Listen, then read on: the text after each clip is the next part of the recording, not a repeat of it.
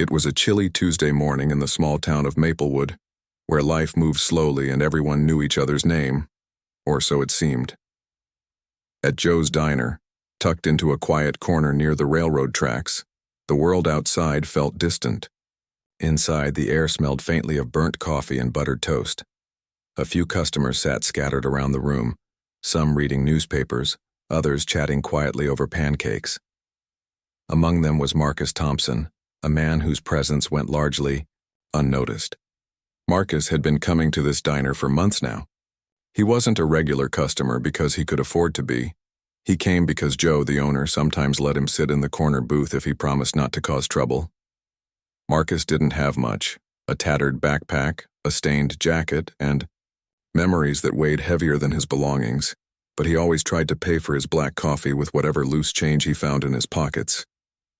Today, like most days, he ordered nothing more than that single cup. Marcus was a tall man with broad shoulders, though years of hardship had left him looking thinner than he once was. His hands were calloused, his face lined with age and weariness. But what stood out most were his eyes, deep-set and haunted as though they'd seen too much of the world's cruelty. No one at the diner asked about his past, and Marcus never offered. To most people, he was just another homeless guy trying to get through the day. At 8:23 a.m., the doorbell above the entrance jingled softly as two police officers stepped inside. Officer Daniels and Officer Grayson were familiar faces in Maplewood, known for patrolling the streets and keeping order in their own way. They wore crisp uniforms, their badges gleaming under the fluorescent lights. As they entered, the low murmur of conversation died down slightly. Everyone turned to glance at them, wondering why law enforcement would show up at such a peaceful place. The officers scanned the room, their gazes landing briefly on each patron before settling on Marcus. Without hesitation, they walked straight toward him. The clatter of dishes and forks against plates filled the silence as the rest of the diner watched nervously. Marcus looked up, startled but calm, when the officers stopped beside his booth. "Sir," Officer Daniels said gruffly, "we need to see some identification." Marcus blinked, confused. "Identification for what? I'm just sitting here drinking coffee." "We got reports of suspicious activity," Officer Grayson chimed in, crossing his arms. His tone carried a note of impatience, almost as if he'd already decided Marcus was guilty of something. Marcus sighed, leaning back in the booth. "I don't carry ID. Haven't had any for years. Lost everything when well, you know." He trailed off, unsure how much detail to share. Talking about his past rarely helped. Officer Daniels frowned, exchanging a glance with his partner. "No ID? That's a problem. You'll have to come with us." "For what?" Marcus asked, his voice rising slightly. "What did I do wrong?" "You can explain yourself down at the station," Officer Grayson replied curtly. Before Marcus could protest further, Officer Daniels grabbed his arm and pulled him to his feet. The sudden movement caused Marcus's empty coffee mug to topple over, spilling cold liquid onto the tablecloth. A hush fell over the diner as Marcus was led away, his protests fading into the background. No one spoke as the door closed behind the officers. The jukebox in the corner continued playing an old country song, its cheerful melody clashing sharply with the tension in the air. People exchanged uneasy glances, but no one dared say anything. After all, standing up to authority wasn't something folks in Maplewood did lightly. Joe, the diner owner, finally broke the silence. "Poor guy," he muttered, shaking his head as he wiped down the counter. "He hasn't hurt anyone. Why'd they take him?" One of the patrons shrugged. "Maybe he really is up to something, or maybe—" The sentence trailed off, unfinished.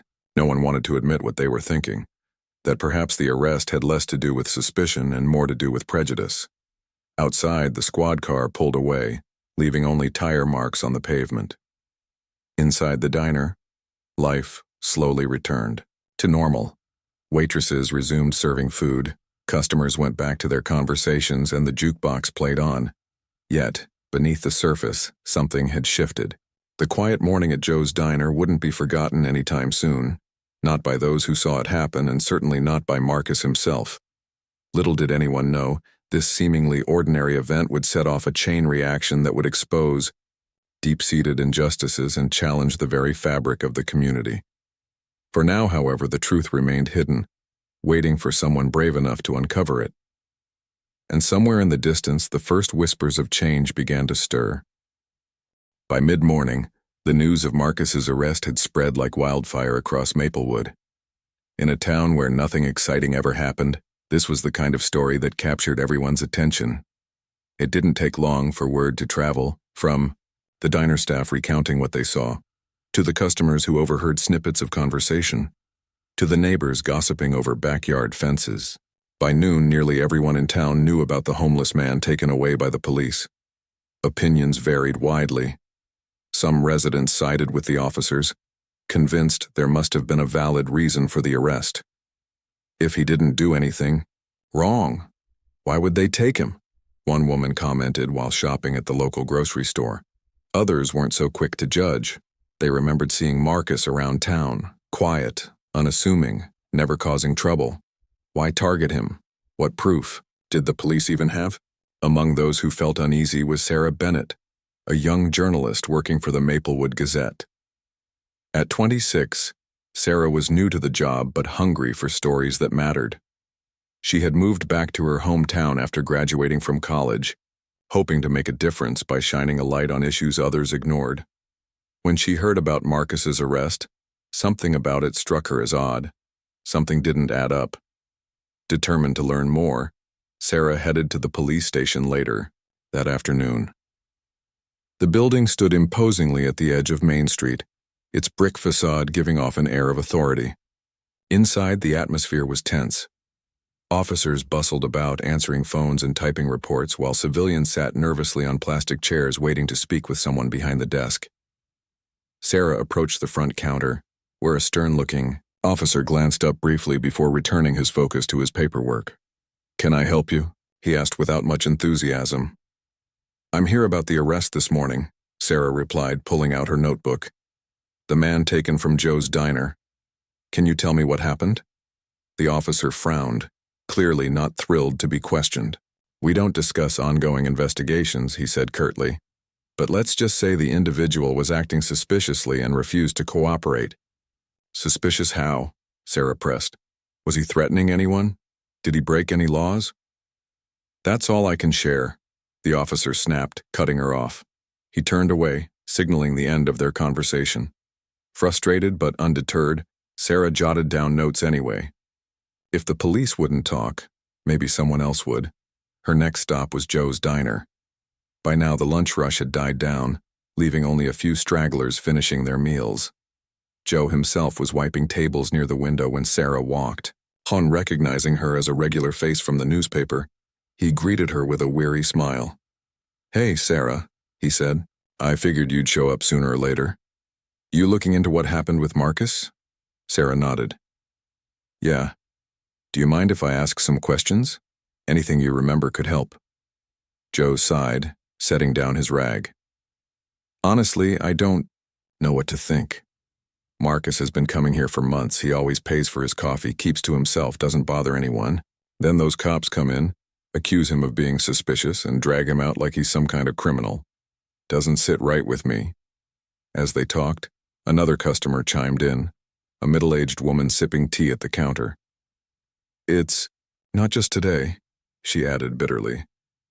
"Those officers, they've got a reputation, always targeting people like Marcus. Homeless folks, minorities, anyone who looks different. They act like they're doing us a favor, but really they're making things worse." Sarah listened intently, scribbling notes as fast as she could. Every detail mattered.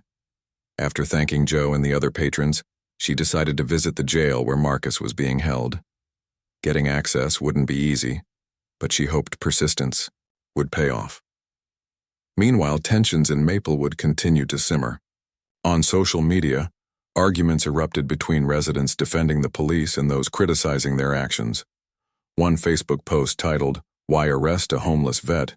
quickly gained traction, sparking heated debates in the comments section. Some accused the original poster of exaggerating, while others shared similar experiences of bias and mistreatment. At the same time, whispers of doubt began creeping into conversations around town. People started questioning whether the arrest was truly justified or if deeper prejudices were at play. Even those initially sympathetic to the police found themselves reconsidering after hearing accounts from witnesses at the diner. For Sarah, the challenge lay in piecing together the truth. She spent hours poring over public records, searching for any information about Marcus. A background check revealed little beyond his name and date of birth, which wasn't unusual for someone living on the streets. But then she stumbled upon something intriguing: a military discharge document dated 15 years ago. According to the file, Marcus had served multiple tours overseas, earning commendations for bravery during combat. This revelation stopped Sarah in her tracks. How could a decorated veteran end up homeless and arrested under such questionable circumstances?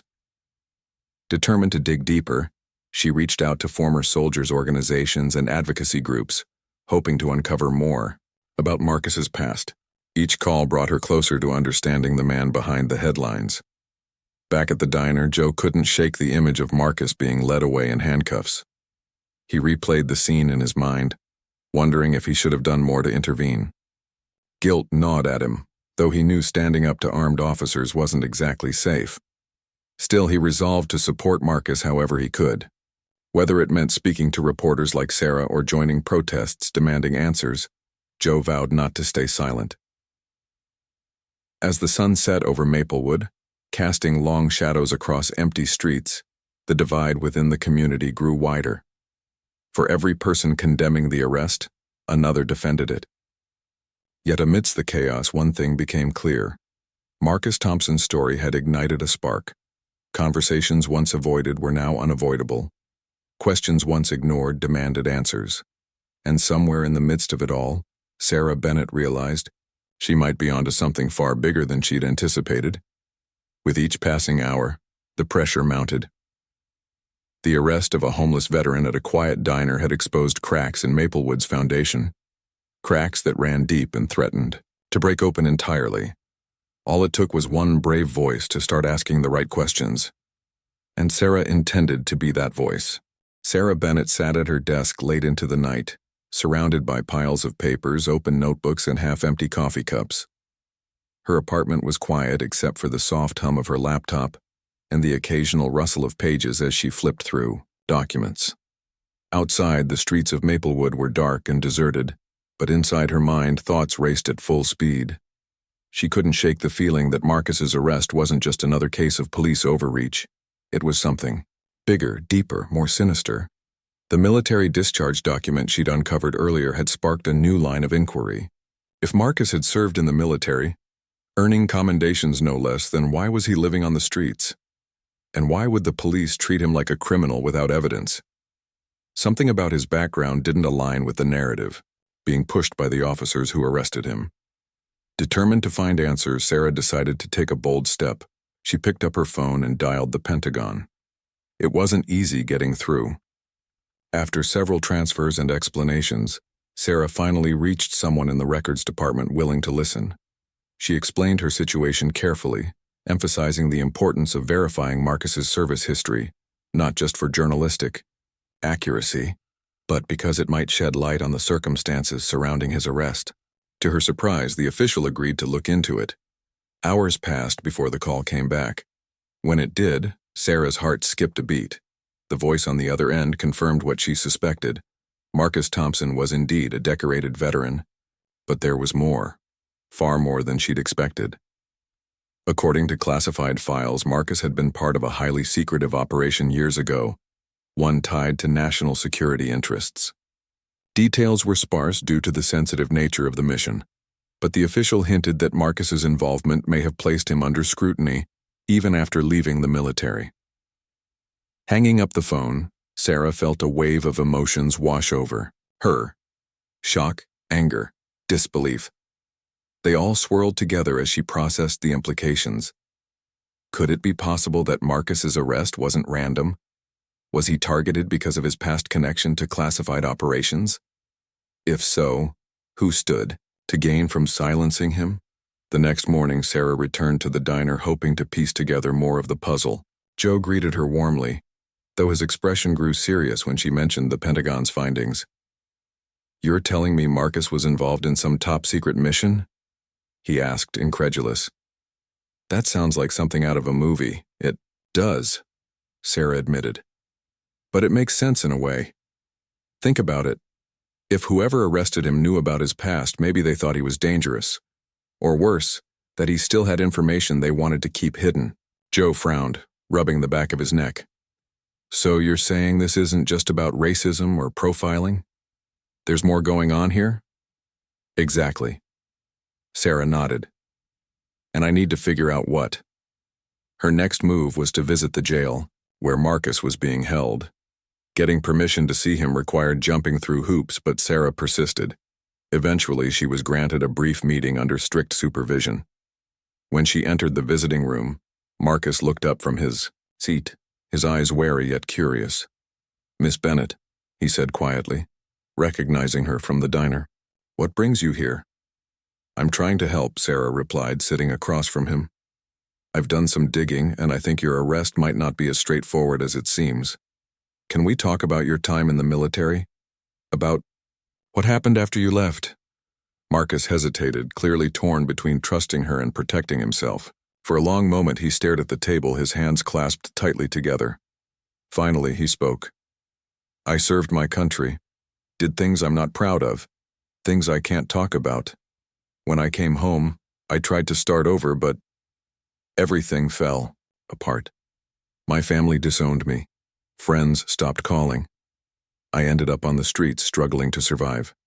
Then one day people started asking questions. Questions I couldn't answer. Questions I didn't want to answer." Sarah leaned forward, her pen poised above her notebook. "Who asked those questions? What kind of questions?" Marcus shook his head. "I don't know who they were. Men in suits, mostly. They'd show up unannounced, ask me about missions I hadn't thought about in years.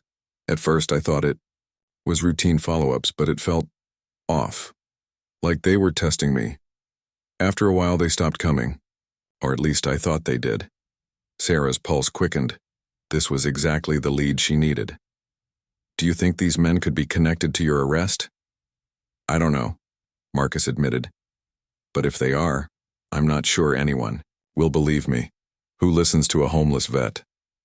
Sarah met his gaze, determination burning in her eyes. "I do. And I'm going to make sure others listen too." Over the next few days, Sarah worked tirelessly to connect the dots. She reviewed old news articles, scoured government databases, and reached out to veterans advocacy groups. Slowly, a clearer picture began to emerge. It seemed that Marcus's involvement in the classified operation had put him on someone's radar, someone powerful enough to orchestrate his arrest under false pretenses. Back in Maplewood, public outrage continued to grow. Protests erupted outside the police station, with residents demanding justice for Marcus. Signs reading "Free Marcus" and "End Police Brutality" dotted the crowd. Local leaders called for an investigation into the incident, while national media outlets picked up the story, shining a spotlight on systemic racism within law enforcement. Despite the mounting pressure, the police department remained tight-lipped. Officers refused interviews, and internal investigations dragged on without resolution. But Sarah wasn't about to let them off the hook. Armed with the information she'd gathered, she wrote a scathing article exposing the inconsistencies in Marcus's arrest and raising questions about potential corruption. The piece went viral almost instantly. Readers flooded social media with comments, sharing their own stories of injustice and calling for accountability. Veterans organizations rallied behind Marcus, offering legal support and resources to clear his name.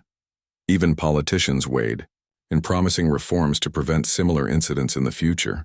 For Marcus, trapped in his cell, the sudden attention was overwhelming. He hadn't expected anyone to care, let alone fight for him.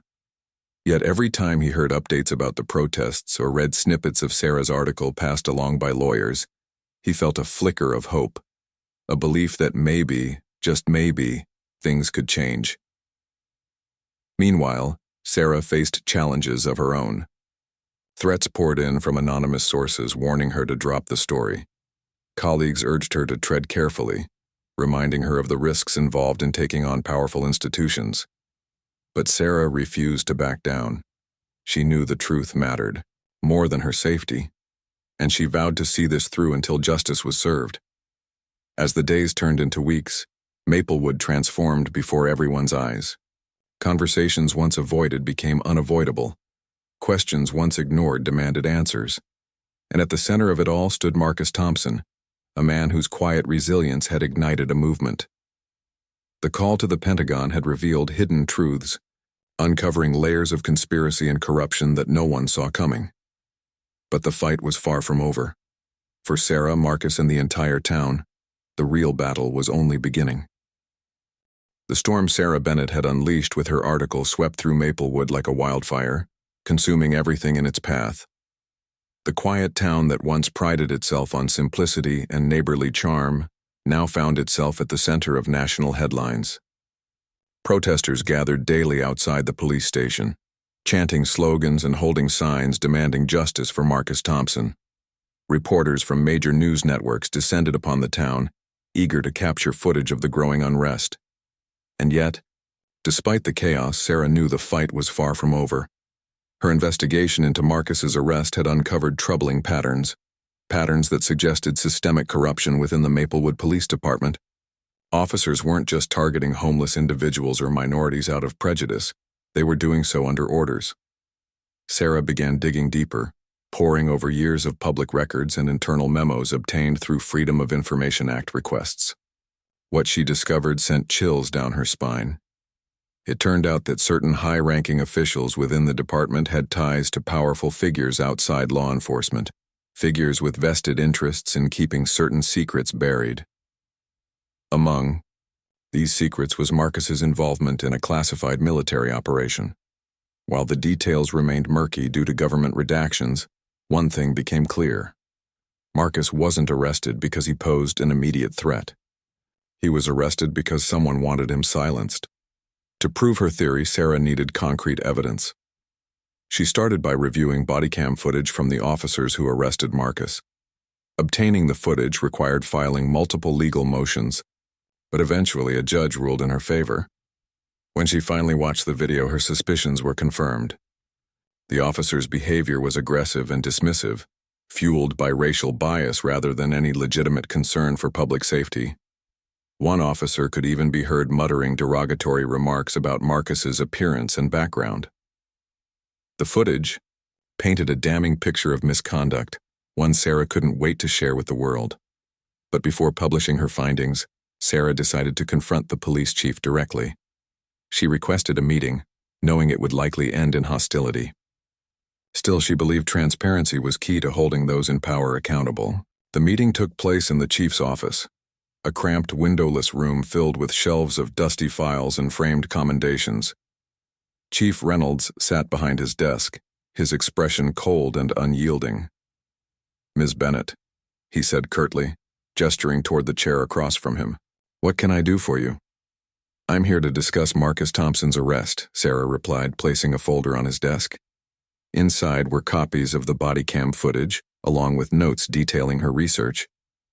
"I think you'll find this information enlightening." Chief Reynolds glanced at the folder but made no move to open it. Instead, he leaned back in his chair, crossing his arms. "Look, Ms. Bennett, we've already addressed this matter publicly. Officer Daniels and Officer Grayson acted according to protocol. End of story." "That's not what the evidence says," Sarah countered. "Your officers targeted Marcus based on nothing more than stereotypes. They treated him as guilty until proven innocent, violating his rights every step of the way.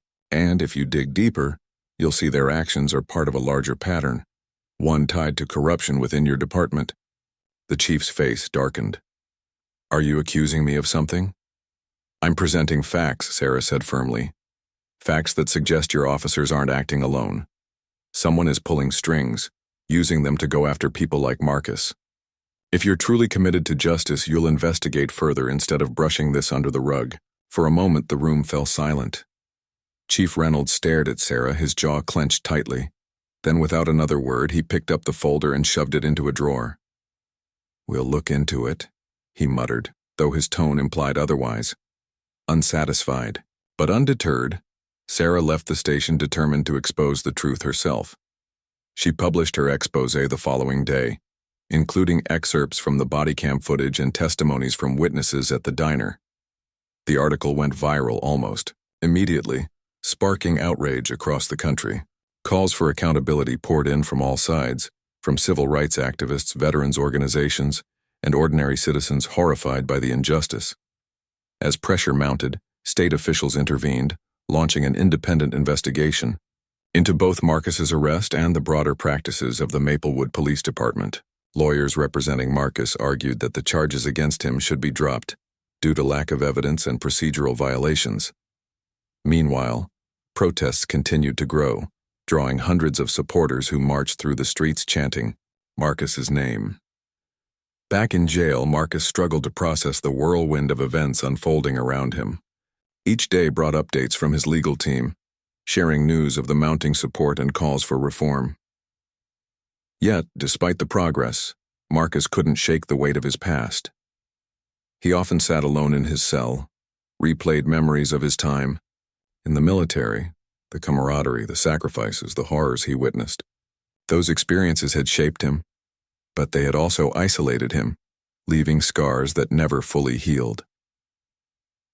One evening, Sarah visited him again, bringing along a stack of letters written by strangers inspired by his story.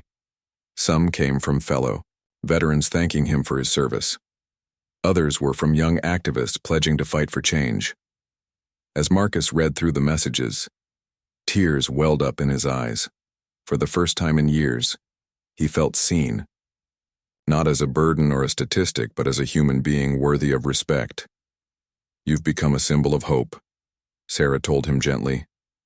"People are rallying behind you because they know your story represents something bigger. This isn't just about you anymore. It's about everyone who's been failed by the system."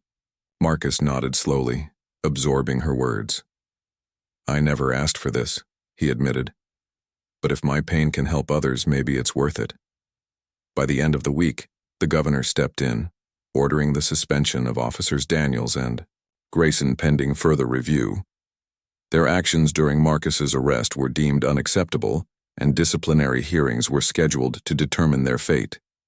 Chief Reynolds faced scrutiny as well, with demands for his resignation growing louder each day. Yet, even as victories piled up, Sarah remained cautious. Exposing corruption was only the first step. True change required dismantling the systems that allowed such injustices to occur in the first place. She began collaborating with local leaders to draft policies aimed at addressing systemic racism and improving transparency within law enforcement. Her goal was simple: ensure that no one else would suffer the way Marcus had. For Marcus, freedom finally came when prosecutors dropped all charges against him. Stepping out of the jailhouse doors, blinking in the bright sunlight, he was greeted by a cheering crowd. Strangers hugged him, journalists thrust microphones in his face, and children waved handmade signs bearing messages of support. It was overwhelming and humbling. For years, Marcus had carried the weight of invisibility. Now he stood at the center of a movement, a beacon of resilience and hope. As he looked out at the sea of faces, Marcus realized that his journey was far from over. Yes, he was free, but freedom meant little without purpose. Inspired by Sarah's determination and the unwavering support of his newfound allies, Marcus resolved to use his voice to advocate for others like him. Together, they would continue fighting, not just for justice, but for a future where everyone mattered. The road ahead wouldn't be easy. Powerful forces still sought to maintain the status quo, and resistance was inevitable. But for the first time in years, Marcus felt a glimmer of optimism. Change was possible, and he intended to be part of it. Marcus Thompson stood on the steps of the courthouse, blinking in the bright sunlight as cameras flashed and reporters shouted questions. It had been weeks since his arrest, but the wounds, both visible and invisible, still lingered. The scars, etched into his hands, told stories of battles fought overseas. The weariness in his eyes spoke of battles fought at home. Yet despite everything he'd endured, Marcus felt something he hadn't felt in years: hope. The charges against him had been dropped, thanks to Sarah's relentless pursuit of justice and the mounting public pressure. Officers Daniels and Grayson were suspended indefinitely, their actions deemed unacceptable by an independent review board. Chief Reynolds resigned shortly after, citing personal reasons, though everyone knew it was due to the scandal rocking the department. For the first time in a long time, Maplewood seemed poised for change. But redemption wasn't just about clearing Marcus's name. It was about reclaiming his identity. As he walked through the streets that afternoon, people greeted him warmly, calling out his name or simply nodding in acknowledgement. Parents pointed him out to their children, saying, "That's the man who stood up to injustice." Strangers stopped him to shake his hand or offer words of encouragement. Marcus struggled to reconcile this newfound respect with the years he'd spent being ignored, dismissed, or worse, treated as less than human. Sarah accompanied him wherever he went during those early days of freedom, acting as both a guide and a protector. She understood the weight of what he carried, the burden of becoming a symbol when all he wanted was peace. But she also recognized the opportunity before them, to turn pain into purpose, anger into action. Together, they began organizing community meetings, bringing together residents, activists, and local leaders to discuss ways to address systemic racism and support marginalized groups. These gatherings weren't always easy. Emotions ran high and disagreements often erupted into heated debates. Some argued for sweeping reforms within law enforcement, while others pushed for defunding the police altogether. Despite the tension, one thing remained constant: a shared desire for change. Inspired by these discussions, Marcus decided to take a more active role. With Sarah's help, he co-founded a nonprofit organization called Operation Second Chance, dedicated to aiding homeless veterans and others struggling to reintegrate into society.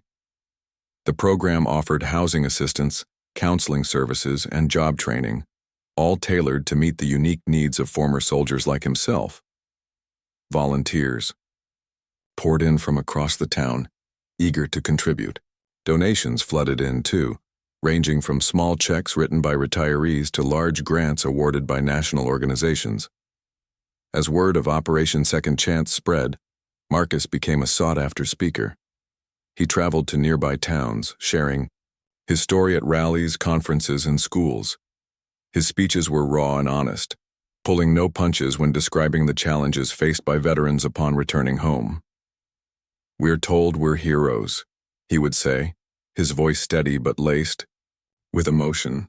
"But when we come back, many of us are left to fend for ourselves. We fight for our country only to lose our sense of self. That has to change." His words resonated deeply, especially among young people. Students wrote essays inspired by his courage. Teachers incorporated his story into their lessons on civic responsibility and social justice. Even politicians cited him as an example of resilience, promising to prioritize veterans' issues in upcoming legislation. Back in Maplewood, progress continued. The police department implemented mandatory anti-bias training for all officers, along with stricter accountability measures to prevent misconduct. Community oversight committees were established, giving residents a voice in how law enforcement operated. While some skeptics doubted whether these changes would stick, most agreed it was a step in the right direction. For Sarah, watching Marcus transform from a forgotten man sitting alone in a diner booth to a leader inspiring thousands filled her with pride. Her article had sparked outrage, yes, but it was Marcus's strength and determination that kept the momentum going. Together, they proved that storytelling could ignite movements, that shining a light on injustice could lead to meaningful reform. Yet not everyone welcomed the changes. Resistance simmered beneath the surface, particularly among those who benefited from the old system. Anonymous threats continued to trickle in, warning Sarah and Marcus to stop stirring trouble. One night, someone spray-painted hateful messages on the walls of Operation Second Chance's headquarters. Instead of backing down, however, Marcus used the vandalism as fuel for his mission. At the next community meeting, he addressed the incident head-on, "They can try to scare us," he said, his voice firm. "They can try to silence us, but they can't stop us, because we're fighting for something bigger than ourselves, for justice, for equality, for a future where no one gets left behind." The crowd erupted in applause, their cheers echoing through the room. In that moment, Marcus realized he wasn't alone anymore. He had allies, friends, who believed in him and shared his vision. Together, they formed a coalition strong enough to withstand any challenge. As months passed, life in Maplewood began to shift. Conversations once avoided became unavoidable. People started asking hard questions, not just about policing, but about poverty, mental health, and access to resources. Schools introduced programs teaching empathy and conflict resolution. Businesses pledged to hire more veterans and minorities. Slowly but surely, the town transformed into a model of what collective effort could achieve. For Marcus, redemption came not in grand gestures but in quiet moments, like the day a young boy approached him after a speech, clutching a toy soldier. "Thank you for serving," the child whispered, pressing the figurine into Marcus's palm. Or the evening he received a letter from a fellow veteran thanking him for giving hope to those who thought they had none. These small acts reminded Marcus why he kept pushing forward, even when the road felt impossibly steep. Still, he knew the work was far from over. Systemic injustices couldn't be dismantled overnight, and there would always be forces working against progress. But Marcus had learned something important. Change didn't happen because of one person. It happened because of many. And as long as people stood together, anything was possible. One crisp autumn morning, Marcus stood outside the newly renovated building that housed Operation Second Chance. A banner hung above the entrance, bearing the words, "Welcome Home," in bold letters. Inside, volunteers bustled about, preparing for another busy day of helping those in need. As Marcus gazed at the scene, he felt a profound sense of gratitude for Sarah, for the community, and for the chance to rewrite his story. Redemption wasn't about erasing the past. It was about finding meaning in it. For Marcus, that meaning lay in creating a world where no one else would have to endure what he did, where every veteran, every homeless person, every marginalized individual could find dignity and belonging. And though the journey ahead promised challenges, Marcus faced it with unwavering resolve. Because sometimes the hardest battles lead to the greatest victories. And Marcus Thompson was ready to keep fighting, for himself, for his brothers and sisters in arms, and for everyone still waiting for their second chance. Months had passed since Marcus Thompson's arrest, but the ripple effects of that fateful morning at Joe's Diner continued to shape Maplewood in ways no one could have predicted. The town, once known for its quiet charm and uneventful days, had become a symbol of resilience and transformation. For Marcus, the journey from being a homeless veteran, arrested without cause, to becoming a beacon of hope was nothing short of extraordinary. Yet he knew that true change wasn't about individual victories. It was about creating a legacy that would endure long after the headlines faded. The grand opening of Operation Second Chance new community center marked a turning point, not just for Marcus but for the entire town. Hundreds gathered outside the building on a sunny Saturday morning, eager to celebrate what it represented, a safe haven for those who felt forgotten by society. Inside, colorful murals adorned the walls, painted by local artists inspired by Marcus's story. Each piece told a different tale of struggle, perseverance, and triumph. Tables were set up with informational pamphlets, job applications, and mental health resources, all designed to help people rebuild their lives. As Marcus stood on stage, addressing the crowd, his voice carried a mix of gratitude and determination. "This isn't my victory," he said, pausing to let his words sink in. "It belongs to every person who refused to look away when injustice stared them in the face, to every volunteer who gave their time, every donor who opened their wallet, and every neighbor who chose compassion over indifference. Together, we're proving that even in the darkest moments there's light." The applause that followed was thunderous, echoing through the streets of Maplewood. Among the attendees was Sarah Bennett, who watched proudly as Marcus delivered his speech. She remembered the first time she met him, quiet, defeated, sitting alone in a diner booth, and marveled at how far he'd come. Her article may have sparked the movement, but it was Marcus's courage and authenticity that kept it alive. As she clapped alongside the crowd, she felt a deep sense of fulfillment knowing she'd played a part in something bigger than herself. For Marcus, the celebration was bittersweet. While he reveled in the progress they'd made, he couldn't ignore the challenges still ahead. Not everyone in Maplewood embraced the changes enthusiastically. Some residents grumbled about taxpayer money funding programs for people who should pull themselves up. Others resisted reforms within the police department, arguing that accountability measures went too far. These voices, though quieter now, remained persistent reminders that progress often came with resistance. But Marcus refused to let negativity overshadow the good they'd achieved. Instead, he focused on expanding Operation Second Chance. Reach. With support pouring in from across the country, the organization launched initiatives aimed at tackling broader systemic issues. They partnered with schools to educate students about the realities veterans faced upon returning home. They collaborated with healthcare providers to offer free medical screenings and counseling services, and they worked closely with businesses to create job opportunities tailored to former soldiers' skills. One of the most impactful projects was the Veterans Mentorship Program, which paired struggling veterans with mentors who understood their experiences firsthand. Marcus himself took on several mentees, sharing wisdom gleaned from years of hardship. He taught them practical skills like resume writing and interview preparation, but more importantly, he showed them how to reclaim their self-worth. "You're not defined by your lowest moment," he'd tell them. "You're defined by how you rise from it." Meanwhile, Sarah continued her work as a journalist, shining a light on stories others overlooked. Inspired by Marcus's example, she dedicated herself to amplifying marginalized voices, whether they belonged to veterans, minorities, or anyone else fighting for justice.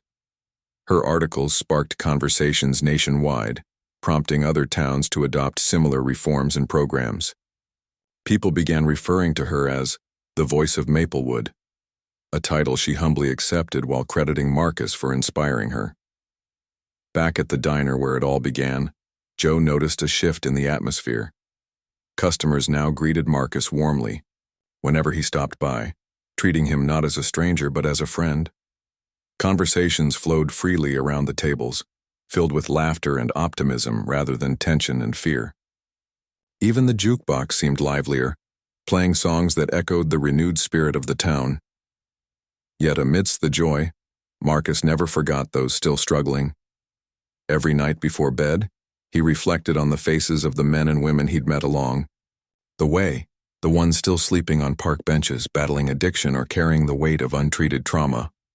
He vowed never to stop fighting for them. His own journey from soldier to outcast to advocate had taught him that healing took time, patience, and unwavering support. One evening, as the sun dipped below the horizon, Marcus found himself standing at the edge of the railroad tracks near Joe's diner. It was the same spot where he'd often wandered during his darkest days, searching for solace in the rhythmic clatter of passing trains. Now, however, the view looked different. The streets glowed with warmth, illuminated by streetlights and the occasional flicker of porch lights.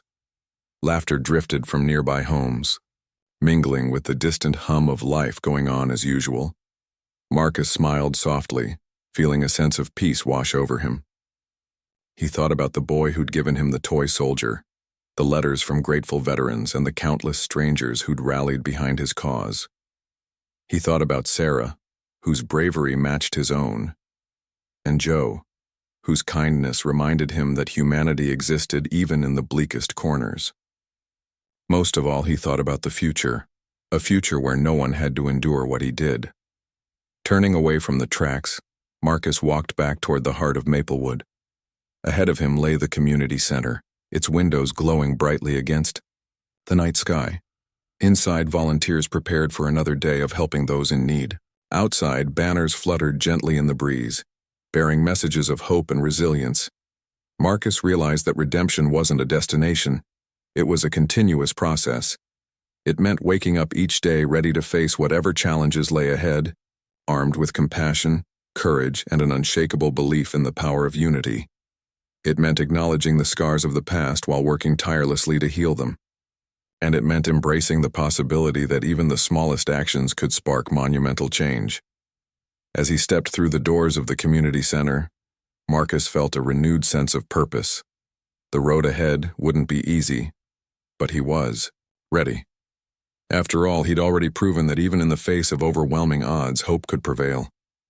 And with each step forward, he carried with him the promise of a brighter tomorrow, for himself, for his community, and for everyone still waiting for their second chance. In the end, Marcus's story wasn't just about survival. It was about transformation, about finding strength in vulnerability, connection in isolation, and meaning in chaos. It was about reminding the world that everyone deserved dignity, respect, and a place to call home. And as long as people like Marcus and Sarah continued to stand together, the fight for justice would never truly end.